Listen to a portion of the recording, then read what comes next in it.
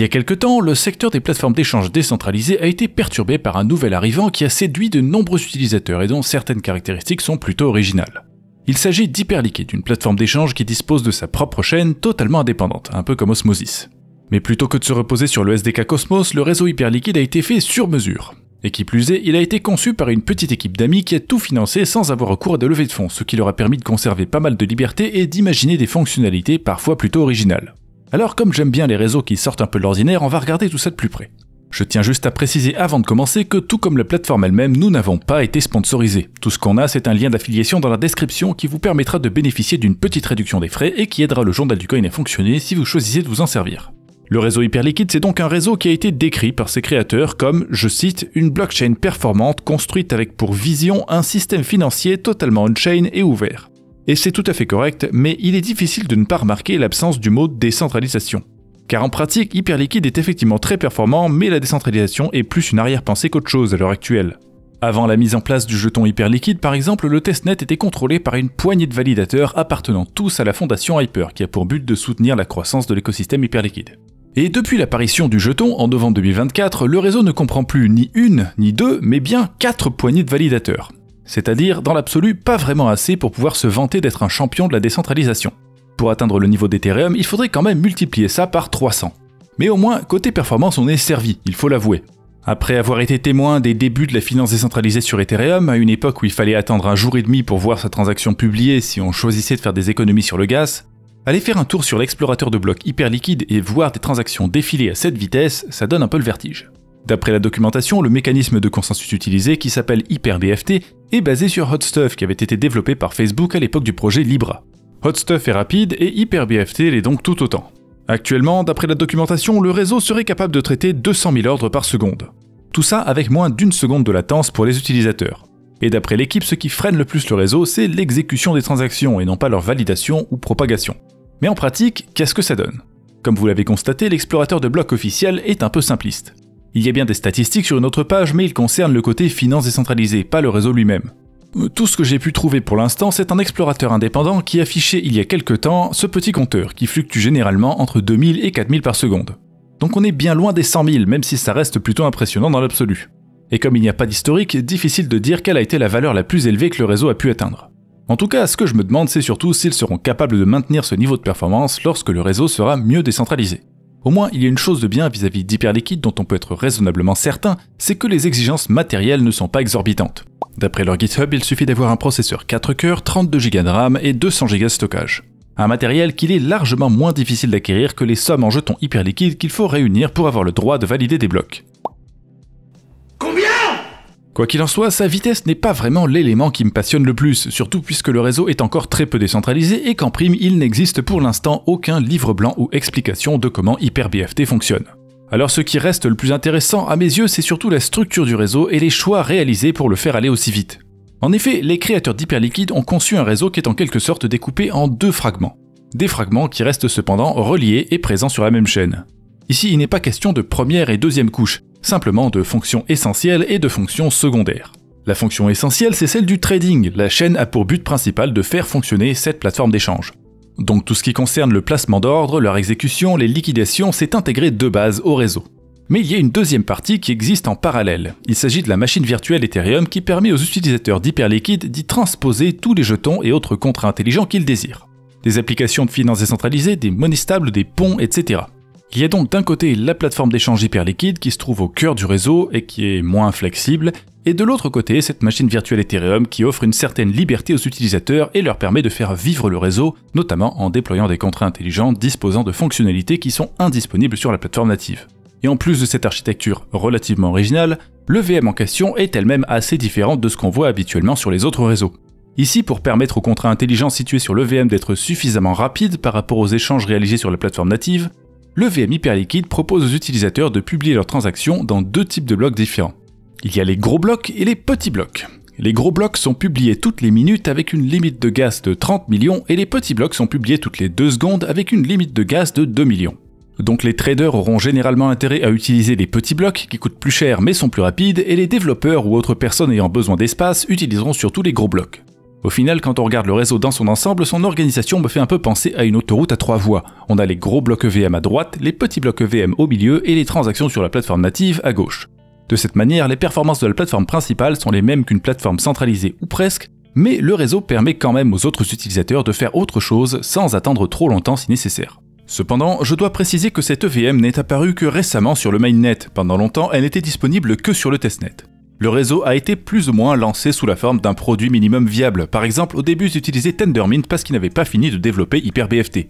Donc c'est encore un grand chantier, et même si ça peut paraître un peu décevant quand c'est dit comme ça, le produit en question est aujourd'hui très sympa à utiliser. Il est amélioré un peu plus avec chaque jour qui passe, et de toute façon, il est déjà à un niveau largement supérieur à beaucoup de plateformes d'échange décentralisées ainsi que certaines plateformes centralisées. Donc pour ceux d'entre vous qui ne connaissent pas trop ce genre de plateforme, on va regarder à quoi ça ressemble dès maintenant en cliquant sur le lien d'affiliation Journal du Coin qui va nous amener sur l'interface de trading avec cette petite fenêtre qui nous demande de nous connecter. Ici, il y a plusieurs options, notamment MetaMask et tous les portefeuilles compatibles Wallet Connect. Mais puisque ça n'est rien d'inhabituel sur une plateforme décentralisée, je vais choisir de m'inscrire avec une adresse mail. En effet, pour simplifier l'utilisation de la plateforme, Hyperliquid vous propose en partenariat avec Privy de créer automatiquement un portefeuille associé à votre adresse mail. C'est-à-dire que lorsque vous indiquez votre adresse mail comme je viens de le faire, un générateur de nombres aléatoires sur les serveurs Privy crée une phrase de passe, et les données ainsi générées sont immédiatement fractionnées et distribuées à travers plusieurs serveurs, de sorte à ce que ni Privy ni Hyperliquid puissent toucher à votre portefeuille tant que vous n'en donnez pas l'ordre. C'est probablement ce qu'il y a de mieux en termes de sécurité pour un service de ce genre, même si ça restera a priori toujours moins sécurisé qu'un bon portefeuille matériel utilisé par quelqu'un qui prend les précautions appropriées pour protéger sa phrase de passe. En tout cas, c'est largement suffisant pour commencer et déposer une petite somme. Il faut juste entrer un code de confirmation qui a été envoyé par mail pour se connecter et pouvoir utiliser la plateforme. Ensuite, la première chose à faire, pour la plupart d'entre vous, sera probablement de changer le langage de l'interface pour qu'elle soit en français. Pour cela, il faut aller en haut à droite de l'écran et cliquer sur le symbole planète. Sachez toutefois que la traduction française est pour l'instant un peu bancale et qu'il y a quelques erreurs, alors si vous parlez anglais, c'est mieux de rester avec la version anglaise en attendant une mise à jour, et c'est exactement ce que je vais faire. Et puisqu'on est dans cette zone de l'interface, j'en profite pour vous préciser que si vous avez créé un compte avec une adresse mail, le menu des options qui est accessible en cliquant sur le symbole de rouage vous permet d'exporter votre clé privée et votre phrase de passe pour ensuite l'importer sur un autre portefeuille de votre choix. Cependant, il vaut mieux créer une deuxième phrase de passe avec votre portefeuille si vous en avez un, plutôt que de prendre le risque qu'un jour il y ait un problème avec Privy et que la clé du portefeuille généré avec finisse par fuiter, même si la probabilité que ça arrive est très proche de zéro. Une fois ces questions de portefeuille et de langage réglées, si vous avez créé votre portefeuille avec Privy, il faudra y déposer de l'argent. Pour cela, vous pourrez cliquer sur le bouton dépôt en haut à droite de l'écran et envoyer des USDC sur votre adresse Arbitrum ou du Bitcoin sur votre adresse Bitcoin. Ce sont pour l'instant les deux seuls choix disponibles. En tout cas, c'est très simple, quoi que je sélectionne, le site me donne l'adresse à laquelle je dois envoyer les fonds et je n'ai plus qu'à copier cette adresse puis y transférer de l'argent depuis une plateforme d'échange ou un autre portefeuille que je contrôle. Et si j'ai choisi de me connecter avec un portefeuille externe, la procédure à suivre est légèrement différente. Il me faudra non seulement avoir de l'USDC sur mon adresse Arbitrum, mais aussi cliquer sur activer le trading juste ici et signer quelques messages avec le portefeuille pour établir une connexion, ce qui ne coûte aucun frais de gaz puisque c'est juste une signature et pas une transaction. Quand on a fait tout ça, on peut constater qu'en bas à gauche de l'écran, sur l'onglet Balances ou Sold, on peut voir une ligne indiquant ce que vous avez déposé. Ici, une vingtaine de dollars en USDC avec une petite mention PURPS entre parenthèses qui signifie que ces fonds sont considérés par Hyperliquid comme étant alloués à mon sous-compte de trading du perpétuel. Ceci car il existe à la fois des paires spot qui n'ont aucun levier et des paires de contrats perpétuels avec des leviers jusqu'à x40. Pour faire passer mes actifs d'un sous-compte à l'autre, c'est très simple. Soit je clique sur le bouton transférer ici, soit sur celui qui se trouve là. Ensuite, je choisis le montant à transférer et j'appuie sur confirmer. Instantanément, on voit que j'ai désormais 10 dollars qui sont alloués au trading spot. Ensuite, je peux aller chercher une autre paire à utiliser puisqu'il y en a beaucoup et que ce n'est pas forcément celle qui m'a été présentée par défaut qui m'intéresse. Pour cela, je vais aller en haut à gauche de l'écran et cliquer sur le nom de la paire, ici ETHUSD. Le menu qui s'ouvre permet de rechercher le nom de la paire qui m'intéresse en tapant du texte dans la barre de recherche ou de sélectionner une catégorie particulière à laquelle la paire souhaitée appartiendrait. Si par exemple je veux trader en spot, il y a une catégorie spot qui me permet d'accéder rapidement à la paire désirée. Et lorsqu'on est sur une paire spot, vous l'avez peut-être remarqué, en haut à droite, quelques options ont disparu. Mais le reste de l'interface est identique, alors on va revenir sur une paire de perpétuels pour avoir l'interface la plus complexe possible. Et dans son ensemble, cette interface ne va pas dépayser les gens qui connaissent un peu le trading. C'est un modèle sobre et efficace qui affiche toutes les informations dont on pourrait avoir besoin. En haut à gauche, on l'a déjà vu, la paire active et toutes les informations importantes la concernant, comme par exemple le taux de financement des positions. Juste en dessous, un graphique TradingView, tout ce qu'il y a de plus classique avec l'accès à tous les indicateurs qu'on peut désirer et plusieurs échelles de temps différentes. À droite de ce graphique, le carnet d'ordre qui permet de savoir à quoi ressemble l'offre et la demande à un moment donné. En bas de l'écran, un tableau avec une série d'onglets parmi lesquels on trouve non seulement les soldes de compte, mais aussi les positions ouvertes, les ordres en attente d'exécution, l'historique des ordres, etc. Et à droite, l'interface de passage d'ordre qu'on va regarder d'un peu plus près. En haut, il y a 3 boutons qui ne sont actifs que sur les paires de trading de perpétuel. Le premier permet de choisir le mode de marge. Par défaut, c'est une marge croisée, mais on peut choisir d'avoir une marge isolée à la place pour limiter la casse à une seule paire, en cas de liquidation par exemple. Ensuite, celui du milieu permet de choisir le levier qu'on désire utiliser. Il est réglé sur 20 par défaut, mais vous pouvez l'augmenter si le risque de tout perdre avec un mouvement de 5% ne vous suffit pas. Quant au dernier bouton, pour l'instant, il ne permet pas de sélectionner autre chose que le mode par défaut qui est de permettre uniquement des positions à sens unique. On ne peut pas simultanément avoir un long et un short d'ouvert sur la même paire à ce jour. Comme je l'ai mentionné plus tôt, Hyperliquid est une plateforme toute récente qui a été lancée sans avoir tout à fait fini de mettre en place l'intégralité des fonctionnalités. Donc à l'heure actuelle, ce bouton est inutile. Et juste en dessous de lui, pour choisir le type d'ordre à placer, on a 2 options classiques et un petit menu avec des options plus originales. Commençons par les ordres au prix du marché, qui consistent à acheter ou vendre tout ce qu'il y a sur le carnet d'ordre jusqu'à avoir épuisé les fonds à dépenser. C'est très simple, je n'ai qu'à choisir si je veux acheter ou vendre avec l'un de ces 2 boutons, puis indiquer la somme que je veux dépenser. Comme sur toutes les plateformes d'échange avec ce type d'interface, je peux le faire en tapant au clavier la somme exacte ici, le pourcentage là, ou en faisant bouger la réglette à côté. Et puis il y a 2 options supplémentaires, je peux paramétrer l'ordre pour qu'il réduise uniquement une position existante si j'en ai une, ce qui n'est pas le cas, et je peux le programmer pour réagir à d'éventuelles pertes à éviter ou profits à conserver. Mais ça ne m'est pas utile aujourd'hui, alors on va maintenant regarder les ordres à cours limité. Il consiste à acheter ou vendre uniquement à un prix donné, même si parfois ça veut dire que la transaction n'est pas exécutée parce que personne ne veut acheter ou vendre au prix que vous avez demandé. Par rapport aux ordres au prix du marché, il n'y a qu'une case supplémentaire qui est celle du prix choisi. Si j'indique que je souhaite acheter de l'Ether à 1900 $ et que je clique sur placer l'ordre, la plateforme va de suite me demander de confirmer le placement de l'ordre. Puis il sera affiché sur le graphique avec une petite ligne pour indiquer où il sera exécuté par rapport au prix actuel, et au milieu de cette ligne, une case qui indique le prix ainsi que la quantité achetée. Maintenant, imaginons que je change d'avis. Si je dois annuler l'ordre, j'ai 2 options. Soit cliquer sur la petite croix à droite de la case affichée sur le graphique, soit aller dans l'onglet des ordres ouverts en bas de l'écran et cliquer sur annuler tout à droite. Lorsque c'est fait, une petite notification en bas à droite de l'écran indique que l'ordre a bien été annulé. Et maintenant, regardons les 4 types d'ordres spéciaux disponibles. D'abord, il y a l'ordre échelonné. C'est très simple, il permet de placer en un coup plusieurs ordres à cours limité espacés à intervalles réguliers sur le prix d'achat ou de vente. Donc si par exemple je veux dépenser tous mes USDC pour acheter des Ethers, que j'indique un prix de départ à 1900, un prix de fin à 1800 et un nombre d'ordres total de 5, on va pouvoir voir sur le graphique et dans l'onglet des ordres ouverts qu'il y a 5 ordres d'achat à intervalle de 25 $. Ce type d'ordre permet de répartir les risques et de s'assurer qu'un ordre soit au moins partiellement exécuté lorsqu'on n'est pas 100% sûr qu'un ordre à court limité classique le serait. Ensuite, il y a les ordres stop limit et stop market qui sont plus communs. Ceux-là permettent de déclencher un ordre à court limité ou au prix du marché quand le prix dépasse une certaine valeur, ce qui permet par exemple de limiter les pertes ou d'automatiser la prise de profit quand on ne surveille pas nos positions.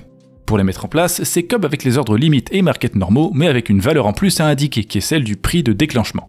L'ordre ne sera exécuté que lorsque le prix de l'actif atteint la valeur indiquée. Enfin, le dernier type d'ordre, qui est assez rare, est intitulé TWAP. Sous cet acronyme se cache en fait l'idée de déclencher des ordres d'achat ou de vente toutes les 30 secondes pendant la durée indiquée par l'utilisateur. Donc si par exemple je choisis de dépenser 100 $ pour acheter de l'Ether pendant 10 heures, cet ordre va me permettre d'acheter 10 $ d'Ether par heure pour un total de 1200 transactions effectuées toutes les 30 secondes. Ce type d'ordre me permet ainsi de lisser le prix d'achat sur la période donnée pour avoir un prix d'achat final qui est la moyenne des prix en vigueur sur la période. C'est un peu comme quand on pratique l'investissement programmé qui consiste à acheter à intervalles réguliers comme une fois par mois, mais sur une période beaucoup plus courte. Ce type d'ordre est assez rare, mais il est très utile en période de forte volatilité. Voilà l'essentiel donc de ce qu'il y a à savoir sur les fonctionnalités d'Hyperliquid pour les traders sur la page principale. Et une fois que vous aurez fini de trader, justement, vous aurez peut-être envie de retirer vos fonds, auquel cas il suffira de cliquer sur le bouton retrait qui est juste ici. Hyperliquid vous propose immédiatement de choisir une chaîne sur laquelle retirer vos fonds, puis vous laisse indiquer le montant à retirer et l'adresse de destination. C'est simple, rapide et efficace. Mais comme j'avais mentionné au début, Hyperliquid n'est pas qu'une plateforme d'échange et elle a d'autres fonctionnalités à vous offrir. Notamment, en cliquant sur Vaults tout en haut, vous avez la possibilité de placer votre argent dans l'un des coffres virtuels fournissant de la liquidité sur Hyperliquid. Ici, je vais choisir de placer des fonds dans le coffre natif de la plateforme, le HLP. Sur sa page dédiée, je peux voir la TVL, mais aussi le taux d'intérêt annualisé des performances du mois précédent, et tout un tas d'autres informations, incluant notamment les positions qui ont été prises. Et pour y placer de l'argent, je n'ai qu'une chose à faire, c'est d'indiquer le montant et de cliquer sur déposer. On ne me demande même pas de confirmer, c'est instantané. Par contre, attention, il y a une période de verrouillage de 4 jours. En outre, comme vous pouvez le voir ici, je n'ai pu utiliser que 12 $ sur la vingtaine que j'ai déposée, et c'est parce que les seuls fonds qui peuvent y être déposés sont ceux qui sont associés à votre compte de trading de perpétuel. Les fonds alloués au trading spot sont indisponibles ici. Quoi qu'il en soit, ce type de placement permet d'être rémunéré avec une partie des profits réalisés, donc en USDC. Pour ceux qui souhaitent placer et être récompensés avec des jetons hyper liquides, il faut se diriger vers l'onglet Staking et choisir un validateur dans la liste qui est encore assez courte, comme vous pouvez le voir.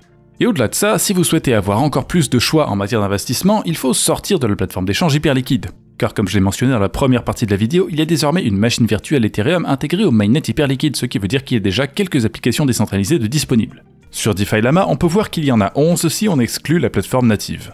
Et avec ces applications, on peut par exemple prêter et emprunter des fonds, staker des jetons hyperliquides à travers une application qui maximise le rendement encore plus que l'onglet staking natif, ou encore échanger des actifs sur un AMM pour ceux qui sont allergiques au carnet d'ordre. Sur Hyperliquid, vous avez donc accès à tout un écosystème en train de se construire en plus d'une plateforme d'échange qui offre presque toutes les fonctions que vous pourriez désirer ainsi que des leviers jusqu'à x40 mais qui n'exige pas de faire toute une procédure agaçante pour vous inscrire. D'un autre côté, on peut dire qu'il manque encore un certain nombre de choses comme une traduction française de qualité et un plus grand nombre de validateurs.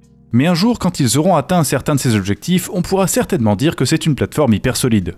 Maintenant, on pourrait se demander qu'est-ce que tout ça veut dire aujourd'hui du point de vue d'un investisseur intéressé par le jeton hyperliquide. Est-il surévalué ou sous-évalué? Est-ce que ça vaut le coup d'y faire un placement à long terme? Cette question et beaucoup d'autres sont traitées dans la thèse d'investissement Oak Research, un document très intéressant qui en conclut que le jeton est actuellement sous-évalué si tout se passe bien. Mais comme ils le soulignent à la fin du document et dans leur conclusion, il y a encore des étapes très importantes à franchir qui pourraient tout anéantir si elles se passent mal.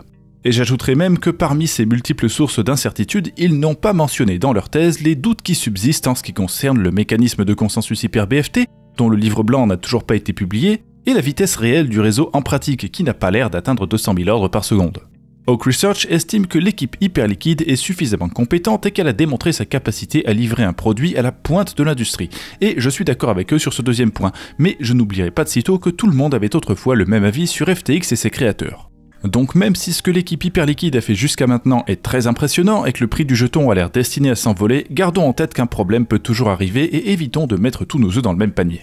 En tout cas, si vous avez envie de trader sur cette plateforme, je compte sur vous pour cliquer sur notre lien d'affiliation dans la description de la vidéo. Comme ça, vous nous rendrez service tout en bénéficiant d'une petite réduction sur les frais de trading.